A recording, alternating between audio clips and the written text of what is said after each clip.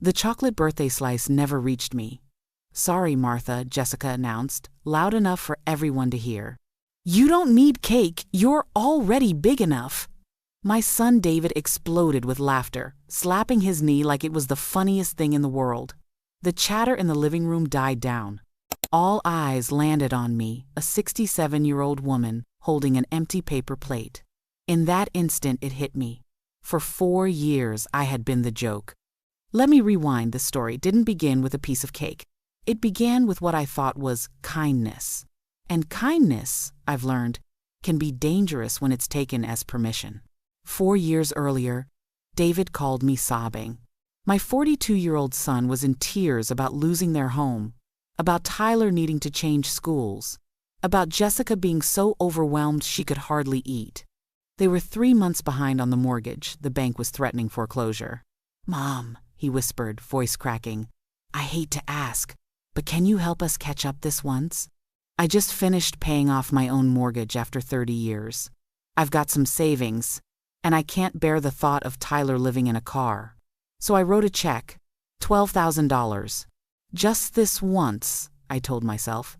That once turned into twice, then into monthly transfers for 4 straight years. Excuses piled up. A car repair, a delayed commission check, Tyler's surgery, Jessica's mother needing help, always urgent, always temporary. Just until we get back on our feet. I lost count of how many times I heard that promise. Standing in their freshly redone living room, now at their new leather couch, with Jessica's designer bag on the counter, I finally understood what getting back on our feet meant to them. Getting comfortable and stepping all over me. The parents around us watched. Some with pity, some with shame. Tyler, my grandson, looked puzzled. He'd insisted I have the chocolate because it's my favorite. "It's okay, sweetheart," I whispered, kissing his head. "Grandma's not very hungry." Jessica moved on, serving cake to others as if nothing happened. David launched into a story about golf, the same golf game I'd essentially funded last month. I set my plate down, grabbed my purse and coat, and left. No one asked where I was going. Why would they? Bank of Martha was still open for business after all. Driving home through our quiet, tree-lined streets, past houses where families treated their elders with respect, something inside me straightened. I went into my empty house different from the woman who'd left it, with a smile. I was done accepting crumbs of dignity. I was done confusing financial dependency for love. The next morning at 8:30, the phone rang. David sounded breezy, like nothing had happened. "Hey, Mom, could you swing by the bank today? The mortgage payment's due Thursday. Things are tight with Tyler starting school." I sat in the kitchen chair whose windows I'd paid to replace and felt the audacity. No apology, no remorse for the public humiliation, just the old request. Instead of obeying reflexively, I did something I should have done years ago. I went through my bank records. Hours later, I saw the sum in black and white. Mortgage payments, car repairs, medical bills, temporary help, little presents, camp fees, everything added up to nearly $188,000. I stared until the number seared itself into my mind. I had effectively paid for their house and received in return a humiliation at my grandson's party. That afternoon, I called Patricia Holbrook, the estate planning attorney who had handled my husband's will. "Martha, what can I do for you?" she said warmly. I told her the story and the total. Her reply was measured. What I described sounded like financial elder abuse, even if committed by family. She suggested options: keep paying and hoping for gratitude, stop paying and see what happens, or formalize the arrangement. Make it a documented loan with terms, interest, and legal protections. 2 hours later, I drove home with a plan that felt either brilliantly sane or completely mad. On my porch sat David, angry that I'd missed his calls. When I told him I'd been to a lawyer, his face went pale, not concern for me, but panic about money. He demanded I transfer the usual $2,800. I didn't. Instead, I closed my laptop, picked up the phone, and made an appointment with Patricia to get real legal advice. Patricia's office smelled of leather and old books, the kind of place that makes you feel official just by sitting down. I told her everything, the transfers, the excuses, the jokes at my expense. She listened, asked calm questions, and then said the words that felt like ice: financial elder abuse. Hearing it named changed the shape of my anger into something actionable. She outlined 3 paths again, then sketched a 4th. Convert the informal giving into a formal loan. Retroactive documentation, interest, repayment terms, default clauses, the full package. It gives you options, she said. Real options. 2 hours later, I left with a folder and a plan. When I pulled into my driveway, David was on the steps, furious that I'd missed calls. "What are you doing? Where have you been?" he demanded. "At a lawyer," I said, calm. His color drained. "A lawyer? Why, are you sick? Are you changing your will?" The panic in his voice told me more than any apology could have. I explained the plan, a formal loan agreement protecting both of us. He snatched the documents, eyes scanning, face going red. "Interest?" he barked. "You want to charge me interest on family help?" He threw the papers back like they were poison. "This is insane," he said. "You can't change the rules mid-game." I wasn't changing rules. I was learning what the rules had always been for them. My money first, my dignity much later. He tried the old familiar coaxing voice. "We'll work this out, Mom." Jessica was stressed. It was a joke. But the humor had been weaponized against me. 4 years of temporary had become their lifestyle. I held my ground. Sign the papers, or figure out the mortgage without my checks. If they failed, they'd have to face the consequences. His anger turned to legal posturing. He accused me of trying to profit from their misfortune. He refused to show me proof of expenses when I asked. He called me ungrateful. I called him accountable. Thursday came and went. No calls. On Friday, Jessica phoned, voice sharp. "The mortgage bounced. David says you've lost your mind." I watered my tomato plants and said plainly, "It's accountability, Jessica." She insisted we were family, that I was misreading a joke. When I told her how much I'd sent over 4 years, there was silence, then false sweetness. "Come over for dinner and we'll talk like adults." I refused. Last time I came, she'd humiliated me. "Fine," she snapped. "Then we'll come to you." "No. You don't get to show up and bully me into continuing to bankroll your life." The conversation devolved. Jessica accused me of needing to feel useful as a lonely widow, that me paying them was a kindness to me. There it was in plain language. They'd been letting me fund their life so I'd feel needed. I told her I'd talked to an attorney, and that my lawyer had pointed out the possibility of a beneficial interest in the property, given the sustained, large transfers. Her voice shifted. They tried to shame me, then threatened to question my mental fitness. "Maybe you're having an episode," David texted. "Maybe we should get a doctor involved." That threat landed like a grenade. If they could have me declared incompetent, they could regain control of everything. I called Patricia and asked for help. She arranged for a forensic psychologist, Dr. Rebecca Chen, to assess me. When I told David about seeing a lawyer, he accused me of threatening the family. When I told them about a psychological evaluation, they went pale. At Dr. Chen's office, I sat through 3 hours of testing memory tasks, decision-making assessments, questions about daily finances. Her report was precise. No signs of cognitive decline, sound financial judgment, no evidence of manipulation susceptibility. It read like a seal of capability. When I told David and Jessica I'd had the evaluation, their faces fell. The threat of declaring me incompetent evaporated in the presence of a clean bill of mental health. Patricia began building a file.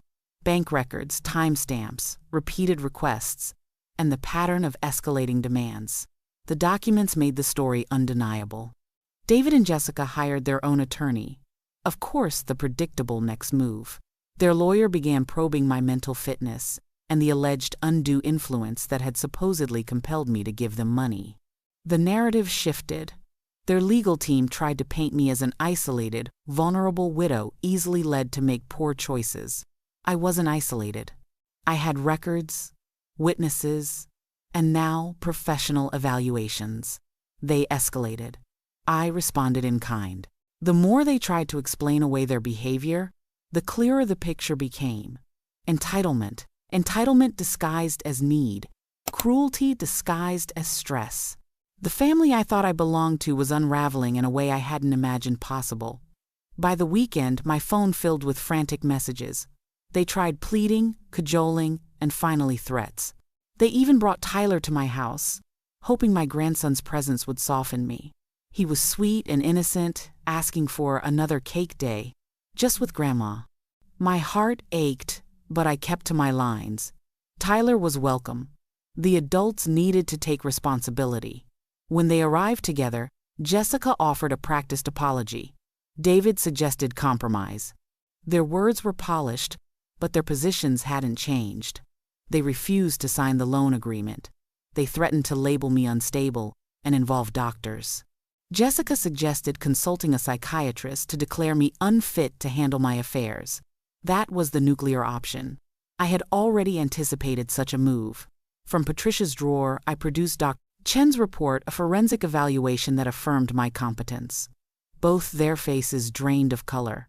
I told them plainly, sign the loan or face the consequences. The choice was theirs. They left in a rush of argument and resentment.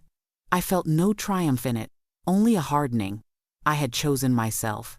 The price of that choice would be paid in heartbreak and legal skirmishes, but also, in truth, finally being visible. If they wanted to play legal hardball, they had my attorney's number. If they wanted to rebuild honestly, the loan agreement was ready. Monday brought a new twist. Patricia called to say David and Jessica had retained counsel and were preparing to contest the whole thing. Their lawyer was digging into my mental state and financial capacity, the predictable next play. My chest tightened. They were willing to spend money they didn't have to fight for access to mine. That evening, after a string of heated exchanges, David begged for a chance to explain. He came over ragged and quiet. He talked about starts and stops, bad decisions, and the slow, dangerous slide that had become betting. He confessed small wins turned into losses, losses that demanded bigger bets, until everything spiraled. He told me, haltingly, that Jessica had known some of it, and that when the truth began to crest, panic set in, and their choices got worse.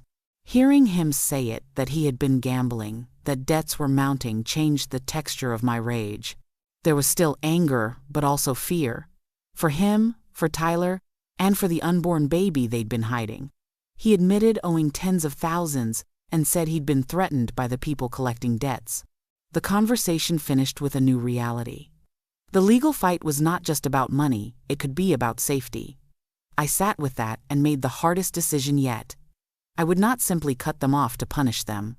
If the debts threatened my family's safety, I would act to protect the children first. I liquidated some investments, not as charity but as leverage and as a lifeline. I offered to pay enough to stop the immediate threat on 2 conditions. David enter residential treatment for his gambling addiction immediately, and both he and Jessica commit to sustainable, documented repayment, and to rebuilding their lives within their means. He agreed, broken and sincere. 3 hours later, I drove him to the airport for a treatment program. He left with a single suitcase, a promise, and a trembling weight of shame that might be the first step toward repair.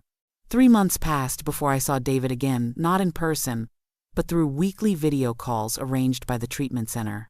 His face grew clearer each week, the frantic, desperate look fading as the structure of recovery settled in.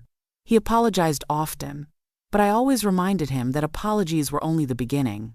Real change shows up in choices, not words.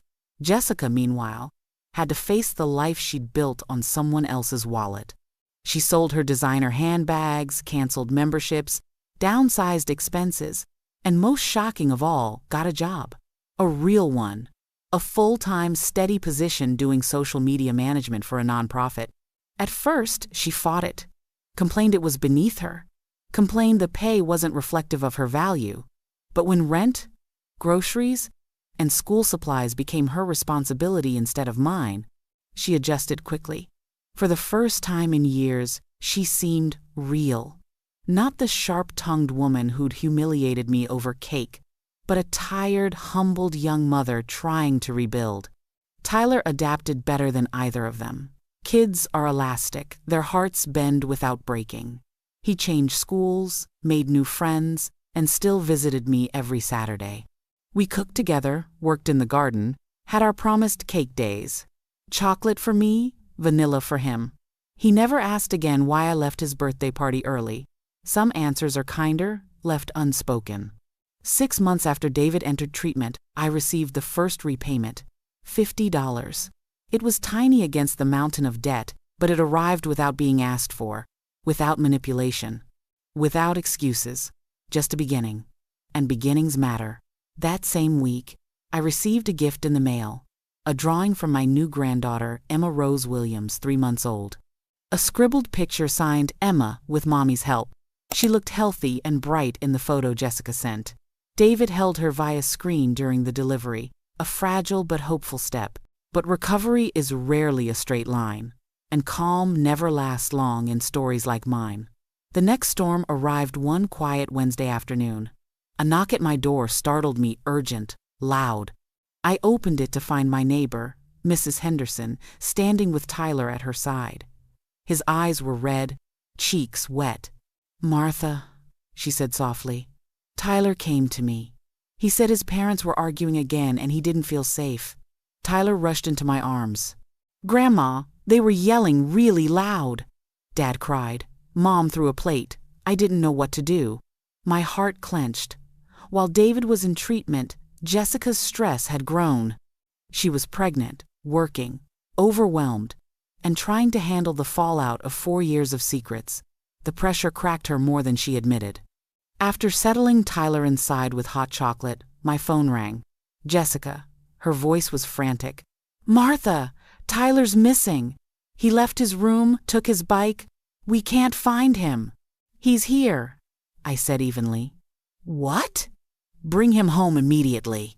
"I'll bring him home when you and David can speak to each other like adults. He came here because he felt unsafe in your home." "You can't just keep him. He's our child." "I didn't take him. He came on his own. And that should concern you far more than it seems to." An hour later, David arrived to pick him up alone. He looked worn down, thinner, older. Recovery was helping, but life outside treatment wasn't easy.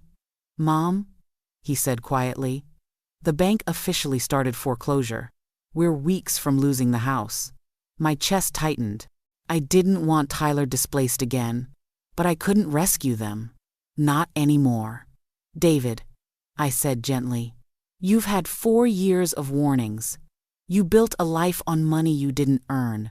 This was always going to collapse." He sat heavily on the porch steps, the same steps where he'd once played as a boy. "What do we do?" he whispered. "You learn to live within your means," I said. "Like everyone else." He nodded, defeated. Then he said something that turned the evening into a deeper ache. "Jessica's pregnant." It explained her frantic behavior, her anxiety, her panic. I exhaled slowly. "A new baby doesn't change the math." "I know," he said. "But I don't know how we're going to survive this." "You will," I said. "But you'll do it without using me as a safety net." We sat in silence. I placed a hand over his. "You're going to be a father again," I said. "Let this be the moment you become the man your children need." He nodded, tears slipping down his cheeks. Tyler hugged me tight before leaving, asking again for cake this Saturday. I promised him we'd make one together. For a moment, life felt stable. That's when the police got involved. Friday morning, I received a call from Detective Sarah Martinez from the Financial Crimes Unit.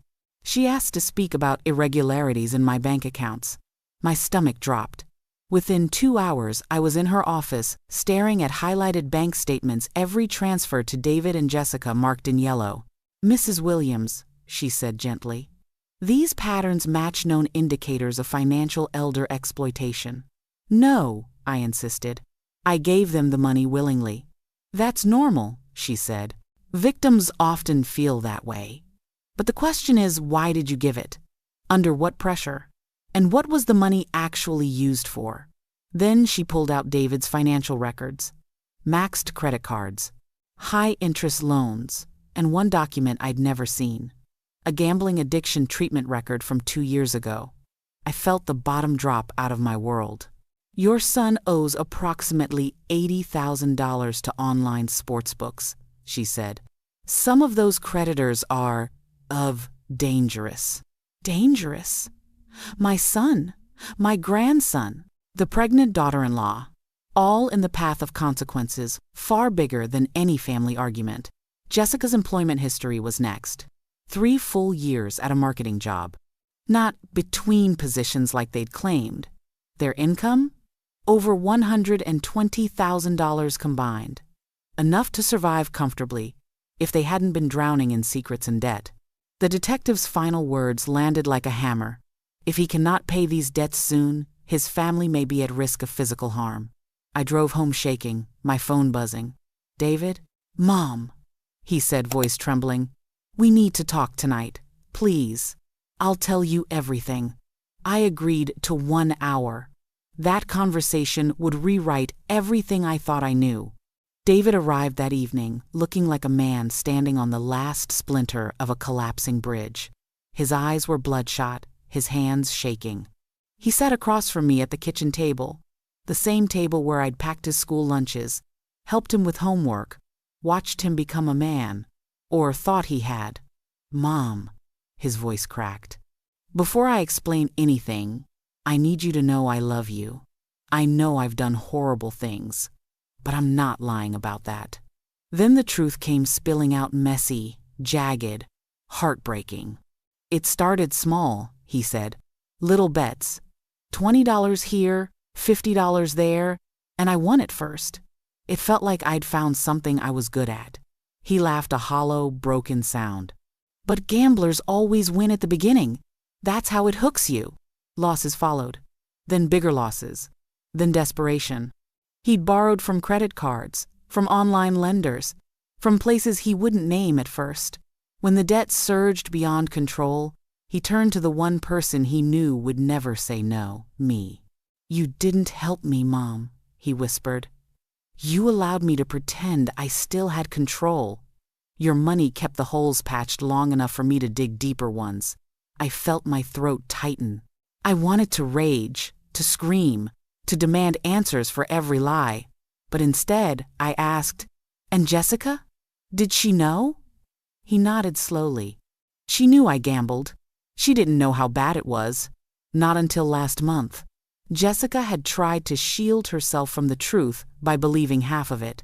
When reality finally hit, she panicked. She pushed David to lean harder on me. She thought humiliating me would make me back off, not cut them off. She didn't want to lose you, David said. Not the money she didn't know how to stop what I'd started. Then came the part that truly shattered me. They've threatened Tyler, Mom. My blood froze. And Jessica's pregnancy. They know about that too. Everything. I felt the room tilt. The danger wasn't hypothetical. It was breathing down their necks. How much do you owe? I asked. $87,000, he whispered. And they want all of it by the end of the month. If not, he didn't finish. For the first time in 4 years, my anger cooled into something sharper. Clarity. This wasn't about enabling anymore. This was about survival. I reached across the table and took his shaking hands. David, I said softly, you're my son. I don't condone what you did, but I will not let Tyler or this new baby pay the price. His eyes filled with tears. Mom, I don't deserve your help. No, I said, but your children do. I stood, walked to my desk and opened the drawer where I kept important documents. From it, I pulled out a folder, bank statements confirming I had liquidated several long-term investments. David stared at them, stunned. Mom, why would you? After everything? Because love doesn't mean you prevent consequences, I said. Love means you make sure the innocent survive them. He broke down, sobbing. But I wasn't done. I'll pay your debt, I said. I'll get these people off your back. But you will sign into a residential treatment program tonight. Not tomorrow. Not next week. Tonight. He nodded without hesitation. And when you get out, I continued, you will repay every penny, even if it takes the rest of my life. I will, he swore. I promise. 3 hours later, I drove him to the airport. He hugged me tighter than he had since he was a little boy. Before heading through security, he turned back. Thank you for saving us, he said. Don't thank me yet, I replied. Thank me when you're clean. When your children are safe. When you've earned the right to call yourself the father they deserve. 6 months passed. I received my first repayment, $50. It was symbolic more than financial, but it was honest, voluntary, and real. And that mattered more than the amount. Jessica gave birth to a beautiful baby girl, Emma Rose Williams. She sent me photos. She apologized this time without excuses, without manipulation. She also found a new strength. She attended support groups for families of addicts. She budgeted. She took responsibility. Tyler adjusted beautifully to his new public school. He flourished. He still came to my house every Saturday.